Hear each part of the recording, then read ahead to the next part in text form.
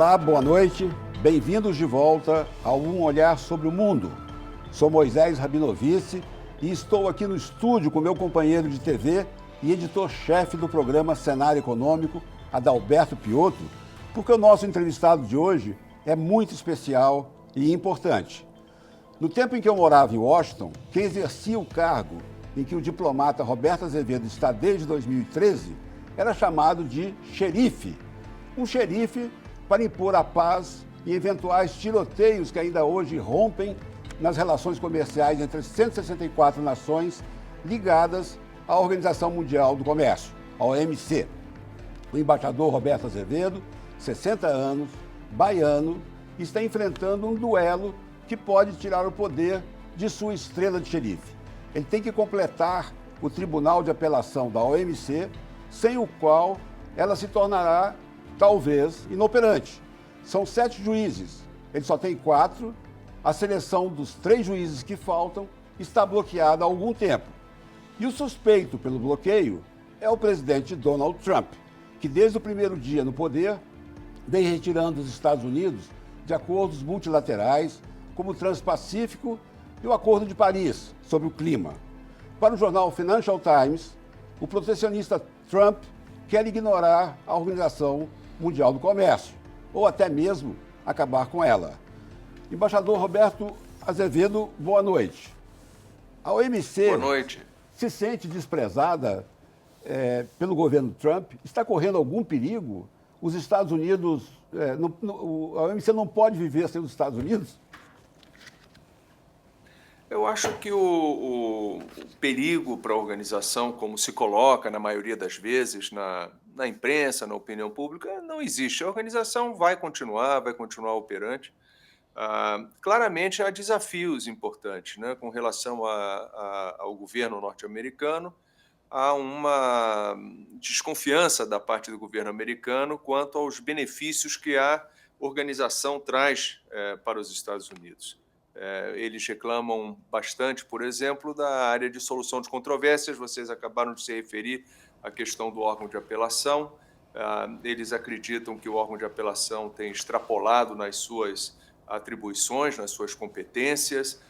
Eles acham que os acordos multilaterais não têm sido satisfatórios para eles. Então, há esse tipo de reclamação, mas é uma coisa que é mais vocal, mais alta, talvez, até do que costuma ser, mas essas reclamações acontecem de vez em quando, nós estamos prontos para lidar com elas.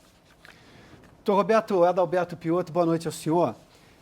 Se a gente olhar para o mundo do multilateralismo, o maior ataque que nós tivemos recentemente, pelo menos nos últimos 20 anos, foi a decisão dos Estados Unidos de irem à guerra contra o Iraque, ignorando inclusive o Conselho de Segurança da ONU, que tem apenas 5 membros. O senhor imagina que, dependendo de como as coisas forem caminhando, levando-se em conta esse perfil praticamente autoritário de Donald Trump, alguma decisão da OMC ser completamente ignorada pelo governo americano? Por enquanto, isso não aconteceu, né? As decisões do órgão de solução de controvérsias aqui da organização têm sido cumpridas de uma maneira geral. Mais de 90% das determinações do órgão de solução de controvérsias já foram implementadas. Os outros 10% estão sendo negociados e em trâmite, mas de uma maneira geral tem funcionado bem. O problema do multilateralismo é que ele demanda uma certa consciência coletiva. E para países que têm excedente de poder, é difícil você ceder soberania para o processo multilateral.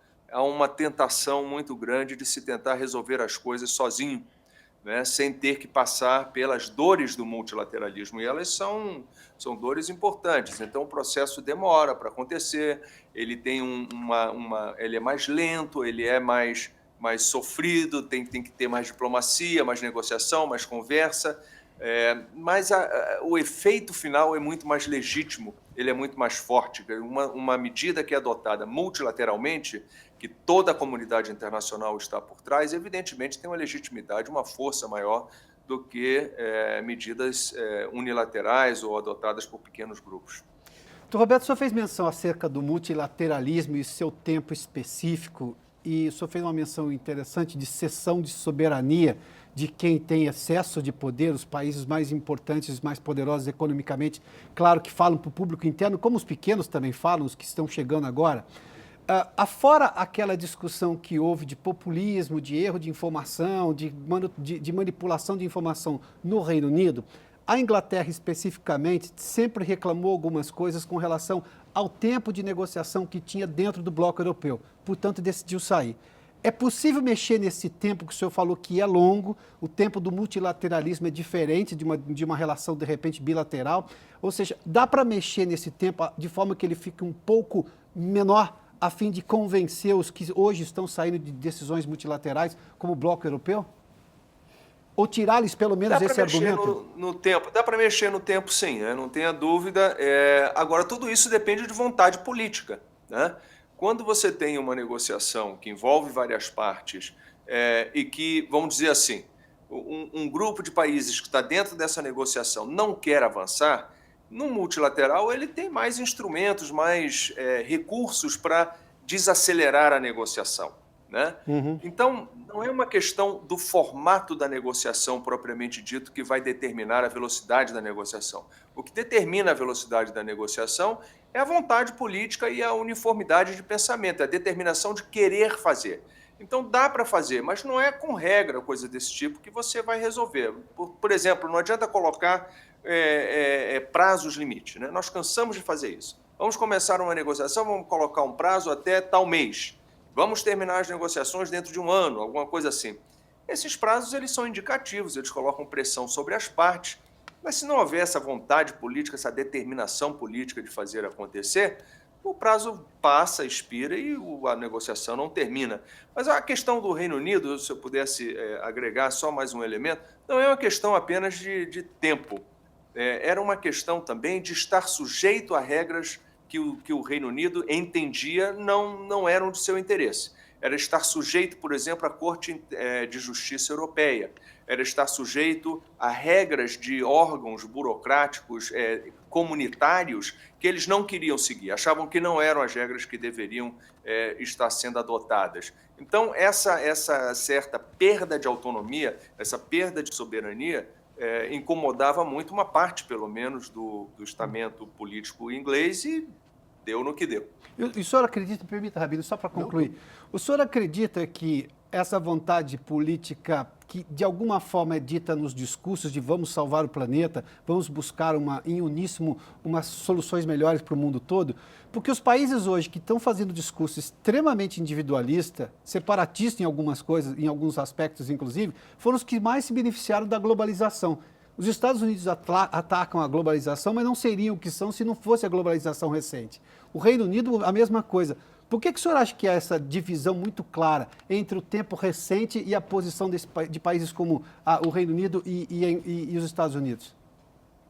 Acho que se coloca aqui uma equação clássica, né? Um desequilíbrio clássico, que é o resultado multilateral, o resultado de uma negociação que envolve muitas partes, ele quase que por definição, ele não é o resultado desejado por todos. Ele é sempre um resultado menos ambicioso do que todos esperam, porque você tem que fazer compromissos, você tem que flexibilizar a sua posição, moderar a sua ambição para conseguir que todos estejam de acordo com aquele resultado. Um país grande, um país, uma potência mundial, é mais difícil para ele aceitar que resultados ambiciosos que eles desejam não estão sendo obtidos no multilateral por coisas que eles consideram, às vezes, táticas negociadoras ou objetivos menores, ou a tentativa de fazer impor o desejo deles a uma grande potência. Então, daí vem a tentação ao que a gente chama de unilateralismo, né?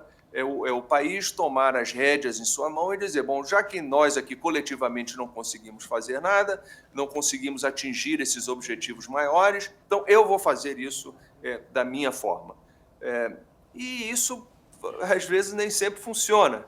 Nem sempre funciona porque a maioria das ações unilaterais elas são respondidas por outros, né? Que tendem a contrarrestar justamente os objetivos, as metas que foram traçadas quando se adotou aquela medida unilateral. Então, é uma situação complicada, é um jogo de muitas peças, é um xadrez de muitos tabuleiros ao mesmo tempo. Seria isso que aconteceu com os Estados Unidos impondo punições para a China nos painéis solares e para a Coreia do Sul nas máquinas de lavar roupa. É estranho pensar hoje que o mundo tende ao protecionismo com os Estados Unidos, o Reino Unido, muitos governos europeus passando à direita. Que impacto isso vai ter na OMC? Nós temos que tomar cuidado com o tipo de medida, né? Porque, por exemplo, esses dois exemplos que acabaram de ser citados, o exemplo dos painéis solares e das máquinas de lavadoras, né? São medidas de salvaguardas. A medida de salvaguarda ela é uma medida legítima, é uma medida que é permitida pelas regras da Organização Mundial do Comércio. O Brasil mesmo aplicou durante muitos anos salvaguardas sobre brinquedos. Talvez vocês não se recordem disso, mas eu estava no Brasil nessa época, me lembro disso muito bem. E outros países adotam medidas de salvaguarda. Só que, ao você impor esse tipo de medida, você tem que seguir regras de procedimento, tem regras nacionais que você tem que observar e tem as regras da OMC que tem que ser compatíveis também com essas medidas. Então, adotar apenas essa medida não é um problema, porque a outra parte, as partes afetadas pela medida, elas podem reclamar na OMC, elas podem trazer o assunto para a OMC e dizer: essa medida de salvaguarda que você acabou de adotar não foi bem feita, não está correta, você tem que retirar, ou tem que adaptar, o que quer que seja. E você tem essa discussão dentro da OMC, que pode terminar até num litígio, que é válido, está dentro das regras, isso funciona muito bem. O problema maior é que essas medidas que acabaram de ser adotadas, elas foram adotadas num ambiente de uma retórica muito vocal, muito exacerbada, né? Contra determinadas atitudes de parceiros comerciais que os Estados Unidos não gostavam. Essa combinação da retórica com a medida é que é complicada. Então, nós temos que ficar atentos, mas a medida em si, ela não é uma coisa de outro mundo, não é uma novidade no sistema da OMC, acontece o tempo inteiro. Vamos fazer um intervalo agora e voltamos em instantes. Até já.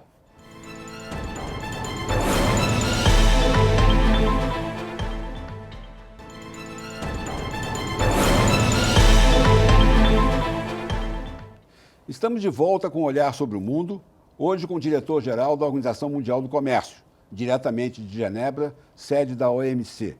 E aqui comigo no estúdio, Adalberto Piotto. Embaixador, o senhor, há pouco tempo aconteceu a reunião de Davos. O senhor esteve lá com o presidente Temer. O que o senhor pode nos contar do que ficou dessa reunião de Davos para o Brasil e também para o mundo? O encontro de Davos é uma coisa muito especial, porque você tem dezenas de painéis, de seminários, de discussões, de mesas redondas acontecendo ao mesmo tempo. Você tem uma quantidade enorme de chefes de Estado que passa por lá com suas enormes delegações, ministros. Você vai caminhando dentro do centro de convenções e cruza com o presidente, cruza com o primeiro-ministro, cruza com... É uma coisa muito sui generis, né?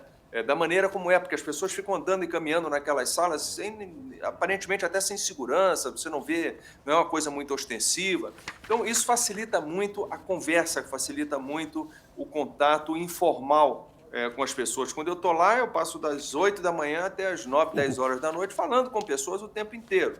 Isso é muito bom. E foi uma oportunidade importante para o presidente Temer e para a delegação brasileira fazer contato com esse meio que está ali em Davos, que no fundo, são grandes tomadores de decisão, são não apenas do ponto de vista nacional, mas também órgãos internacionais e investidores também.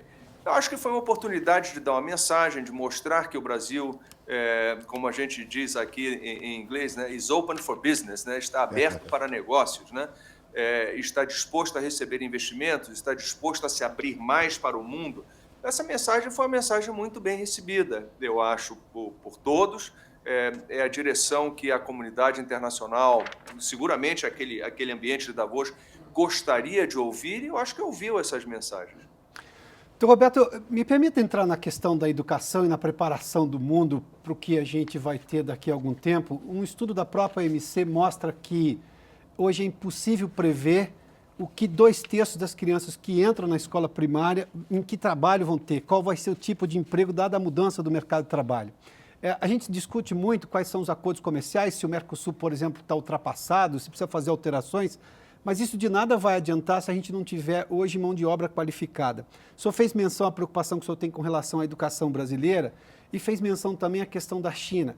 Até outro dia nós perdíamos emprego para a China porque a mão de obra lá era muito barata. Isso até rendia um discurso ideológico aqui no Brasil. Só que tudo indica que a gente corre o risco muito sério de perder emprego para a China porque o trabalhador chinês vai estar mais preparado para esse novo emprego. Esse é um risco real que o senhor está vendo para a questão brasileira especialmente? É um risco para todos, não é só para o Brasil, não é um risco para a China também, é um risco para todos. Esse é um problema estrutural que nós vamos viver, né? Já estamos começando a experimentar esses primeiros fenômenos, né? E isso vai acelerar cada vez mais. A realidade é que, nessa discussão no Brasil, por exemplo, a questão da importação, né? O comércio, as importações são muitas vezes apontadas como sendo problema, né? Estamos perdendo empregos porque estão entrando importações baratas, mas os nossos estudos mostram que em torno de 80% dos empregos que são perdidos no mercado de uma economia avançada ou complexa, como é a do Brasil, 80% desses empregos são perdidos para novas tecnologias, para métodos inovadores de administração, para inovações, não para importações ou para produto importado com competição estrangeira. E esse fenômeno, ele não é bem entendido, eu acho, não só no Brasil, no mundo inteiro. E é um fenômeno que não vai desaparecer, pelo contrário, ele vai se intensificar. Nós estamos vendo a infância de uma revolução no mercado de trabalho que vai necessitar de uma preparação, não só da força de trabalho, dos alunos, dos estudantes. Como pai, uma vez saindo de uma palestra, um pai me perguntou, mas então qual a carreira que eu preparo o meu filho? Eu não sei, porque a carreira que o filho dele gostaria de entrar ou que ele gostaria de ver o filho fazendo pode desaparecer em pouco tempo. E isso inclui coisas que impensáveis num determinado momento. Até médicos podem perder emprego, ou advogados, professores, sem dúvida, motoristas de caminhão, de táxi. Tudo isso está em xeque, né? Então, nós temos que estar, no fundo, preparados para duas coisas. A primeira é preparar melhor os nossos alunos para uma economia que vai ser uma economia de serviços, uma economia de alta tecnologia e muito menos uma economia de transformação, né? De produtos básicos, coisas desse tipo. Isso vai ficar um pouco para trás, ou pelo menos vai ocupar uma menor parte da força de trabalho. Esse é o primeiro desafio, é preparar essas pessoas. E o segundo, o Estado tem que estar preparado para amparar as pessoas que vão ficar para trás, porque vão ficar para trás. Vai ter um grupo da sociedade que não vai se encaixar nessa nova economia. Você perde uma economia, um emprego, perdão, quando você tem 30 e poucos anos, 40 anos, ainda dá tempo de você se readaptar, de se formar em alguma área mais especializada e se preparar para um novo tipo de emprego. Você perde esse emprego com 50 e poucos anos, já é mais complicado, né? Então, a própria estrutura da Previdência Social vai ter que se adaptar para esse tipo de coisa, não só no Brasil, no mundo inteiro. Como exatamente, isso nós ainda não sabemos, mas temos que ficar atentos para todo esse fenômeno. Embaixador, incrível mundo novo que vem aí, né? Como é que está a expectativa sobre NAFTA?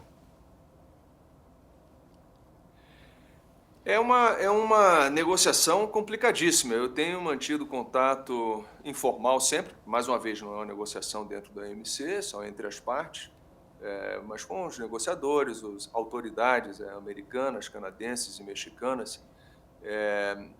E não é fácil, é uma negociação que tem dentro de si, no seu bojo, não apenas os problemas técnicos, os problemas econômicos, mas também uma carga política muito forte, né? A necessidade de transformação daquele instrumento, ou daqueles instrumentos, daqueles acordos, em uma coisa que seja aceitável para todos. O ponto de vista político, vamos dizer assim, das três partes, não apresentam, esses pontos de vista não apresentam muitas áreas de coincidência, né? Que a gente chama de sobreposição. Então, nós estamos diante de uma negociação extremamente complicada. Eu, pelo menos, tenho um pouco de conforto com o fato de que alguns prazos que foram traçados como cabalísticos, né? Se até tal dia não resolver, acabou tudo, vamos desmontar tudo. Isso não aconteceu, esses prazos foram estendidos, então eu acho que há um entendimento maior das partes de que o NAFTA é importante para todos os três, e que o desmantelamento do NAFTA, assim, de uma maneira assodada e refletida, pode trazer prejuízos para todos os três e para outros, que não são parte ali do acordo. Marcelo, minha última pergunta.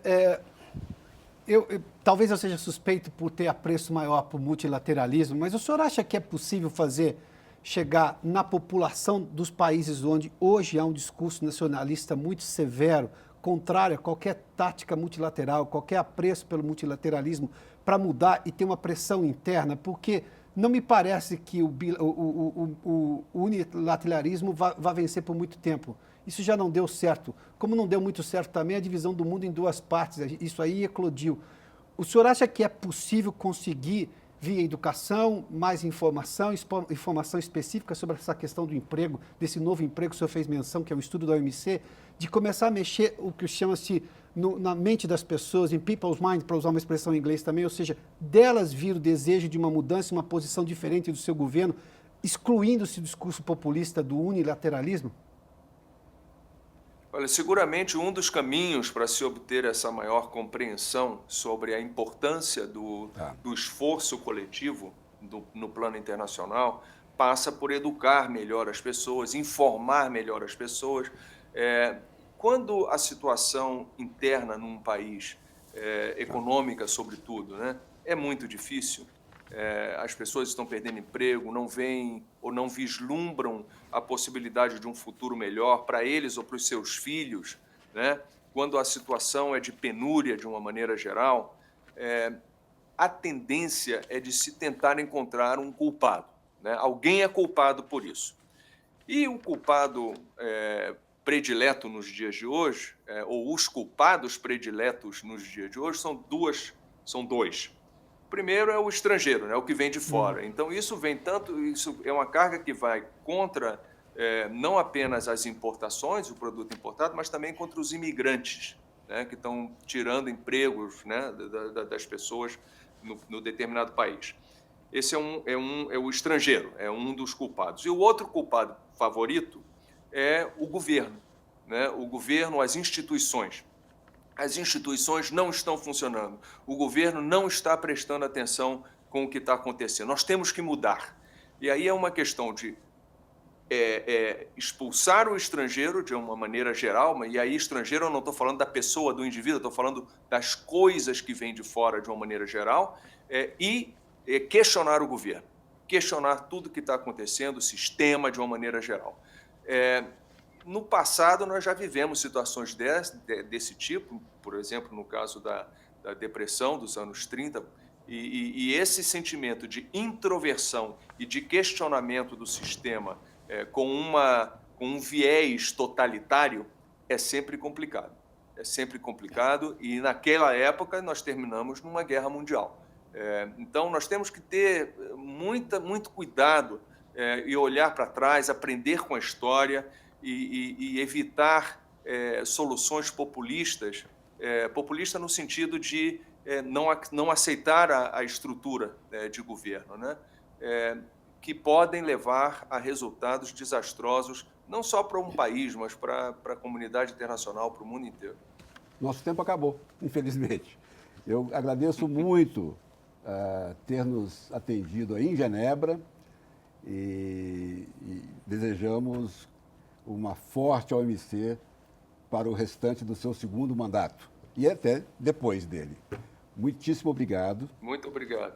E Muito olhar obrigado, sobre o um mundo. prazer enorme falar com vocês. Uma boa noite a todos. Boa noite. Um olhar sobre o mundo fica por aqui. Agradeço ao Adalberto Piotto pela participação no programa e voltaremos na próxima semana. Até lá.